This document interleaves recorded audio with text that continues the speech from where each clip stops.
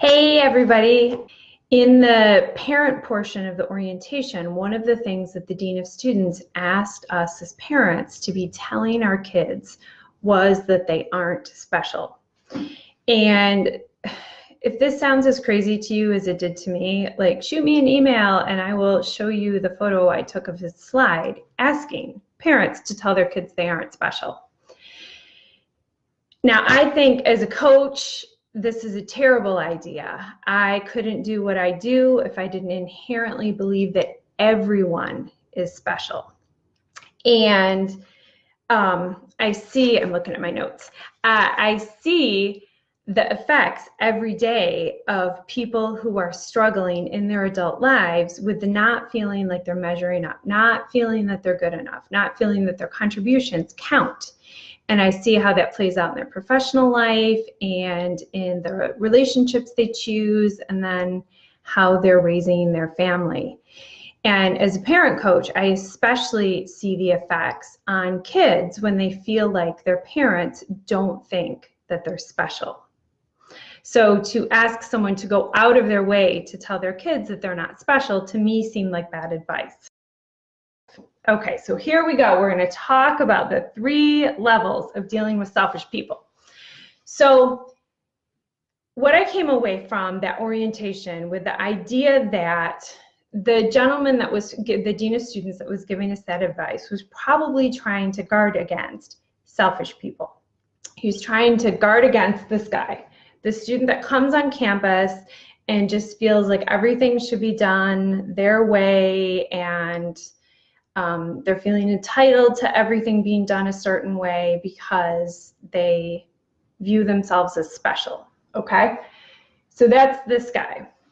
And what my concern as a coach is that many of us end up being this guy. This guy doesn't have terrible self-esteem, but they just feel like they're okay. Like, I'm adequate, I'm doing okay. But when they get into a situation with this guy, they become a little bit passive, because it's easier to just go along with what this guy says, to just go along, not make waves. Oh, you know how that person is. If you don't do it their way, they're just going to throw a fit. And so this person actually becomes like a doormat, that this person just tells them what to do and this guy does it.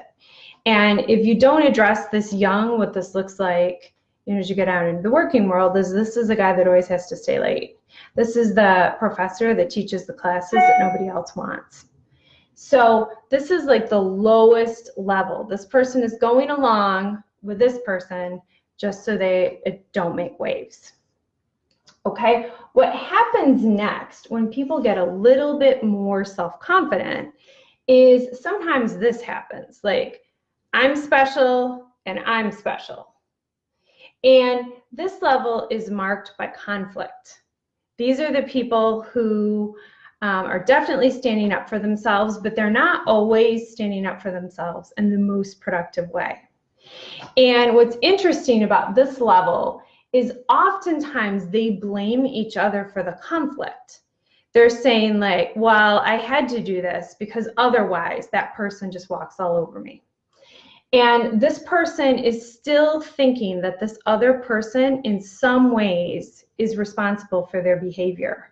This middle ground, these people use a phrase like, oh, that person is toxic. And actually both of these levels talk about toxic people. And what I don't like about that is it gives all the responsibility for how these people behave to this other person. So then we're going to come to the highest level. This is the level I would love everyone to be at. Now, this person still is selfish. This person still only wants things their way, because that's just the nature. There are people like that in the world, and we're not going to change those people. But what this person thinks, you can see kind of with my little diagram that he's passing out crowns, because this person thinks everyone is special and everyone has something to contribute. This person is what I call an emotional adult, And what that means is they are fully responsible for their choices, their behavior, their thoughts, their actions. And what they know that these guys don't is that they alone are responsible for how they feel. This guy has no power over them because they can choose how they feel. And this comes with a lot of internal self-confidence. This is the highest level. When this person is dealing with this person, they are especially powerful for a couple of reasons. One, because they don't agitate this person. Let's see, because they're taking responsibility for how they feel and they're not putting that on the other person, they're not adding fuel to the fire, okay? Oftentimes, this situation, things escalate, but this person doesn't add fuel to the fire because they're taking personal responsibility for how they feel. The second thing that they do that helps that person calm down is because they recognize that everyone is special and everyone has something to contribute. They are in some ways giving that person what they need, which is acknowledgement for their contributions. So what this looks like within a family is if you have someone that is a control freak, if you give them, and they always have to have like certain things, like something a certain way on a trip, and you give that person that responsibility and you're grateful for the gifts that they bring to the table, then that person's able to calm down. They feel acknowledged, they feel recognized, they're contributing, they're getting what they need. So this guy that is confident in his specialness, in everyone's specialness, and his idea that everyone has something to contribute, calms this person down for two reasons.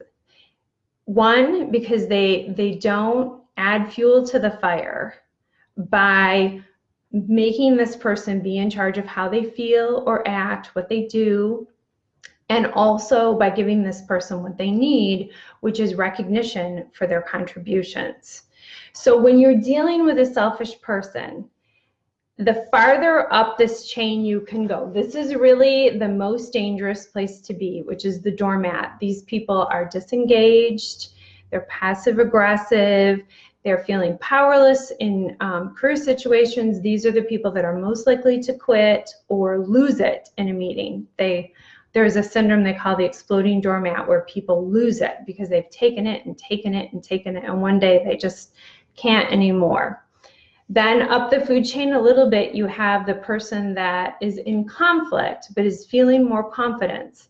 Those people, they stay engaged, they're willing to stand up for themselves, they're willing to stand up for fellow employees, but because they're still blaming this other person, they're not fully powerful yet. And then this is the highest level, the emotional adult that believes everyone is special, everyone has something to contribute.